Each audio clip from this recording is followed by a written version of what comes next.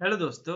स्वागत है आप सबका सरकारी विषयों में। आज हम बात करेंगे कि आप अपना मैरिज सर्टिफिकेट यानी कि विवाह प्रमाण पत्र कैसे बना सकते हो। अब आप अपना विवाह प्रमाण पत्र घर बैठे ही अपने मोबाइल या फिर लैपटॉप से बना सकते हो। अब आपको इसके लिए सरकारी दफ्तर नहीं जाना पड़ेगा। अब आप मैरिज सर्टिफिकेट के लिए घर से ही आवेदन कर सकते हो। भारत सरकार ने मैरिज सर्टिफिकेट बनाना एकदम सरल कर दिया है। अब सभी आम नागरिक अपना मैरिज सर्टिफिकेट घर बैठे ही बना सकते हैं। तो आइए अब मैं आपको बताता हूँ कि आप अपना विवाह प्रमाण पत्र यानी कि मैरिज सर्टिफिकेट कैसे बना सकते हो।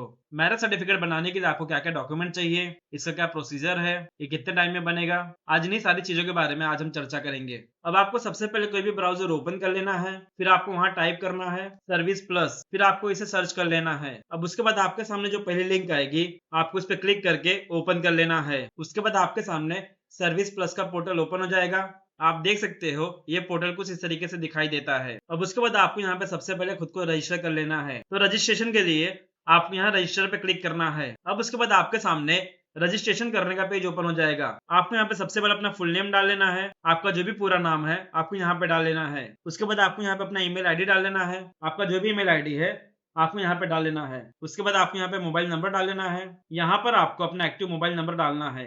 फिर उसके बाद आपको यहाँ पे अपना पासवर्ड क्रिएट कर लेना है। यहाँ पर आप अपने अकॉर्डिंग अपना पासवर्ड क्रिएट कर सकते हो। यहाँ पर पासवर्ड 9 कैरेक्टर का होना चाहिए, जिसमें अल्फाबेट, स्पेशल कैरेक्टर और न्यूमेरिक ये सब मिक्स रहेंगे। यहाँ पर कुछ इस तरीके से आपको अपना पासवर्ड बना लेना है। यहाँ पर एग्जाम्पल दिया है, आपको अपना नाम, स्पेशल कैरेक्टर और नंबर डाल के अपना पासवर्ड बना लेना है। फिर उसके बाद आपको यहाँ पे स्टेट चूज करना है, आपका जो भी स्टेट है आपको यहाँ पे चूज कर लेना है। अब उसके बाद आपको यहाँ पे कैप्चा डालना है। यहाँ पर जो भी कैप्चा आपको दिखाई देगा आपको सेम यहाँ पर डाल लेना है। अब ये सभी डिटेल डालने के बाद आपको यहाँ सबमिट पे क्लिक कर देना है। अब उसके बाद आप यहाँ लॉगिन के पेज पर वापस चले आएंगे। ईमेल आईडी ही आपका लॉगिन आईडी होगा।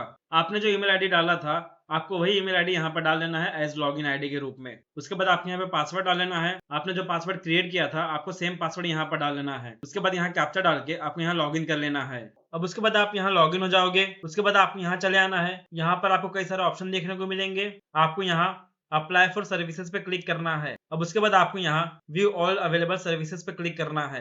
अब उसके बाद आपको यहाँ पे अपना स्टेट चूज कर लेना है। आप जिस भी राज्य में हो आपको राज्य अपना यहाँ पे चूज कर लेना है। यहाँ क्लिक करके आप लिस्ट ओपन करना है। उसके बाद आपको अपना स्टेट यहाँ पे चूज कर लेना है। अगर आपके स्टेट में मैरिज सर्टिफिकेट बनाने की सुविधा अवेलेबल रहेगी तब आपको यहाँ पे दिखाई देगा। अगर आपको मैरिज सर्टिफिकेट बनाने का ऑप्शन नहीं मिल रहा है तब आपको यहाँ पे सर्च पे क्लिक करना है। फिर आपको यहाँ सर्च करना है, फिर आपको यहाँ सर्च करना है मैरिज। उसके बाद आपके सामने मैरिज सर्टिफिकेट बनाने का ऑप्शन ओपन हो जाएगा। आपको यहाँ पे क्लिक करना है। अब आपके सामने विवाह प्रमाण पत्र अप्लाई करने का आवेदन फॉर्म ओपन हो जाएगा। आपको यहाँ पे सभी डिटेल 1 बाय 1 करके डाल देना है। यहाँ पर सबसे पहला है विवाह का विवरण यानी कि मैरिज डिटेल, यानी कि आपकी शादी की सभी जानकारी आपको यहाँ पर डालनी है। यहाँ पर सबसे पहला है विवाह तिथि, यानी कि आपका शादी कब हुआ था आपको वो डेट यहाँ पर डालना है। आपको यहाँ पे क्लिक करके कैलेंडर ओपन कर लेना है। फिर आपका शादी जब भी हुआ था आपको डेट यहाँ पे चूज कर लेना है। उसके बाद यहाँ पे विवाह की तिथि शब्दों में, यानी कि आप जो यहाँ पे डेट चूज करोगे वही डेट यहाँ पे वर्ड्स में आ जाएगा ऑटोमेटिकली। उसके बाद यहाँ है विवाह का प्रकार, टाइप्स ऑफ मैरिज। यहाँ पर आपको मैरिज का टाइप चूज कर लेना है,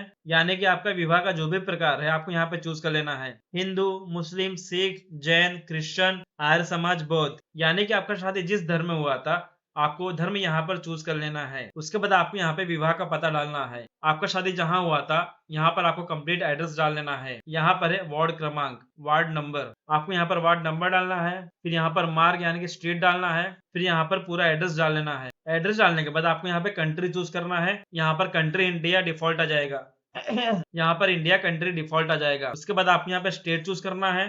जिस भी राज्य में आपका शादी हुआ था आपको स्टेट यहाँ पर चूज कर लेना है। उसके बाद यहाँ पर जिला चूज करना है। यहाँ लिस्ट ओपन कर लेना है। आपका जो भी जिला है आपको यहाँ पे चूज कर लेना है। उसके बाद आपको यहाँ पे पिन कोड डाल लेना है। फिर यहाँ पर है यूर जुरिडिक्शन, आपका अधिकार क्षेत्र। यहाँ पर आपका जो भी जुरिडिक्शन है आपको यहाँ पे चूज कर लेना है। उसके बाद आपको नगर पालिका चूज करना है। यहाँ लिस्ट ओपन कर लेना है और आपका जो भी नगर पालिका है आपको यहाँ पे सिलेक्ट कर लेना है। अब आपको नीचे आ जाना है। यहाँ पर है वर से संबंधित जानकारी, ग्रूम डिटेल्स, यानी कि आपको यहाँ पे दूल्हे की सभी जानकारी देनी है। यहाँ पर सबसे पहला है वर का नाम, दूल्हे का जो भी नाम है आपको यहाँ पर डाल लेना है। फिर यहाँ पर है जन्म तिथि, आपको यहाँ पर दूल्हे की जन्म तिथि डालनी है। यहाँ कैलेंडर ओपन कर लेना है और दूल्हे का जो भी जन्म तिथि है आपको यहाँ पर डाल लेना है। फिर यहाँ पर है माँ का नाम, यानी कि मदर्स नेम। आपको यहाँ पर दूल्हे की माता का नाम डाल लेना है। फिर यहाँ पर आपको दूल्हे के पिता का नाम डाल लेना है। फिर यहाँ पर है समग्र आईडी क्रमांक। यहाँ पर आपको दूल्हे के समग्र आईडी क्रमांक डाल लेना है, अगर नहीं है तो भी चलेगा। फिर यहाँ पर है वर का स्थायी पता, ग्रूम एड्रेस। आपको यहाँ पर दूल्हे का पता डाल लेना है। दूल्हे का जो भी पता है आपको यहाँ पर डाल लेना है। यहाँ पर एड्रेस आ जाएगा, यानी कि विलेज नेम, सिटी, टाउन जो भी है आपको यहाँ पर डाल लेना है। फिर यहाँ पर मार्ग यानी कि स्ट्रीट नेम डाल लेना है। फिर यहाँ पर वार्ड नंबर। उसके बाद यहाँ पर कंट्री डिफॉल्ट आ जाएगा इंडिया। फिर यहाँ पर स्टेट चूज करना है। उसके बाद आपको यहाँ ग्रूम का स्टेट चूज करना है, यानी कि दूल्हे का जो भी स्टेट है आपको यहाँ पे चूज कर लेना है। उसके बाद यहाँ पर जिला चूज करना है। दूल्हे का जो भी जिला है आपको यहाँ पर चूज कर लेना है। फिर यहाँ पर पिन कोड डाल लेना है, उनके एड्रेस का जो भी पिन कोड है आपको यहाँ पर डाल लेना है। अब उसके बाद आपको नीचे चले आना है। यहाँ पर आपको वधु की जानकारी देनी है, यानी कि ब्राइड का डिटेल आपको यहाँ पर देना है। तो जैसे आपने दूल्हे का डिटेल दिया था वैसे आपको यहाँ पर दुल्हन का डिटेल देना है। यहाँ पर सबसे पहले वधु का नाम आ जाएगा। फिर यहाँ पर वधु की जन्म तिथि, वधु की जो भी जन्म तिथि है आपको यहाँ पर डाल लेना है। उसके बाद यहाँ पर वधु की माँ का नाम आ जाएगा और यहाँ पर वधु के पिता का नाम आ जाएगा। फिर यहाँ पर सेम वधु की समग्र आईडी, अगर है तो डाल सकते हो, अगर नहीं है तो आप इसे ब्लैंक छोड़ सकते हो। फिर यहाँ है वधु का स्थायी पता। जैसे आपने दूल्हे का एड्रेस डाला था आपको सेम यहाँ पर दुल्हन का एड्रेस डाल लेना है। यहाँ पर पता आ जाएगा, विलेज नेम, टाउन नेम या फिर ग्राम पंचायत नेम, तो जो भी एड्रेस आपको यहाँ पर डाल लेना है।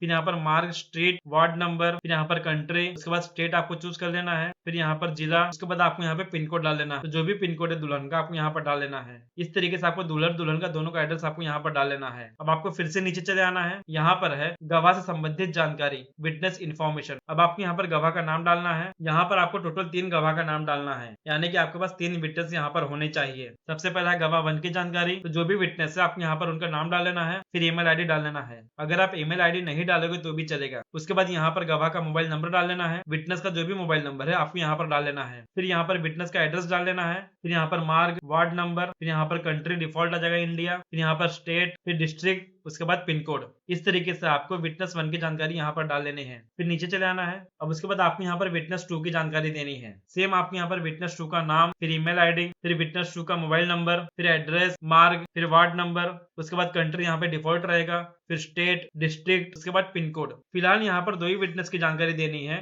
पहले यहाँ पर 3 देना था, अब इसे अपडेट करके आपको यहाँ पर 2 ही विटनेस की जानकारी देनी है। तो इस तरीके से आपको विटनेस की भी जानकारी यहाँ पर दे देनी है। अब आपको यहाँ एकदम नीचे चले आना है। यहाँ पर आपको आवेदक का नाम डाल लेना है, यानी कि जो आवेदन करता है आपको यहाँ पर उनका नाम डाल लेना है। तो जो भी यहाँ पर विवाह प्रमाण पत्र के लिए अप्लाई कर रहा है आपको उनका नाम यहाँ पर डाल लेना है। फिर यहाँ पर है आवेदक का मतदाता पहचान, अगर आवेदक के पास वोटर आईडी नंबर है तब आपको यहाँ पर डाल लेना है, अगर नहीं है तो भी चलेगा, आप इसे ब्लैंक छोड़ सकते हो। उसके बाद है आवेदक का मोबाइल नंबर, यहाँ पर आपको आवेदक का मोबाइल नंबर डाल लेना है। उसके बाद यहाँ पर ईमेल आईडी डाल लेना है। यहाँ पर ईमेल आईडी देना कंपलसरी है क्योंकि आपके ईमेल आईडी पे पीडीएफ के थ्रू मैरिज सर्टिफिकेट आएगा। अब उसके बाद यहाँ पर है additional detail applied to the office, यानी कि आप मैरिज सर्टिफिकेट किस ऑफिस में अप्लाई कर रहे हो, तो आपको जो भी नजदीकी ऑफिस रहेगा यहाँ पर ऑटोमेटिकली सिलेक्ट हो जाएगा। अब उसके बाद आपको यहाँ पर कैप्चा डालना है, तो जो भी कैप्चा आपको यहाँ दिखाई देगा यहाँ बॉक्स में आपको सेम डाल लेना है। अब ये सभी डिटेल डालने के बाद आपको यहाँ सबमिट कर देना है। जैसे आप यहाँ सबमिट करोगे आपके सामने रेफरेंस नंबर जनरेट हो जाएगा। अब आपको ये रेफरेंस नंबर कहीं नोट करके रख लेना है क्योंकि आप इसी रेफरेंस नंबर से अपना एप्लीकेशन ट्रैक कर सकोगे।